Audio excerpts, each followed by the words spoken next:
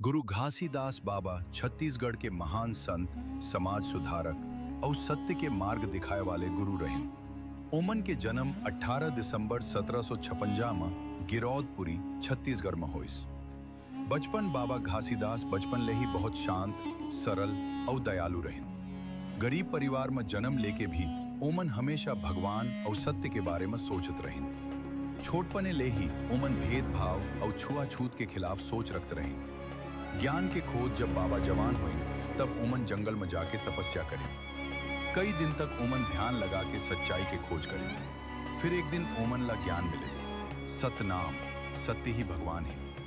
सतनाम पंथ के स्थापना ज्ञान मिलने के बाद बाबा घासीदास समाज में संदेश फैलाए लगे। सब मन के एक समान है, छुआछूत गलत है, शराब, झूठ और बुराई छोड़ना चाहिए, हमेशा सत्य के रास्ता में चलना चाहिए। ओमन सतनाम पंथ के स्थापना करें, जैन में सतनाम के पूजा होते। समाज सुधार। उस समय समाज में बहुत भेदभाव रहे, ऊंच नीच, जात पात बहुत ज्यादा रहे।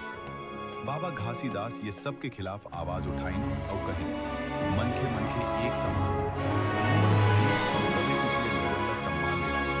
प्रमुख संदेश, सतनाम, सत्य के पालन करो, सबला बराबर समझो, नशा और बुराई ले दूर रहो, सादा जीवन जियो। अंतिम समय बाबा घासीदास अपन पूरा जीवन समाज सेवा में लगा दिया।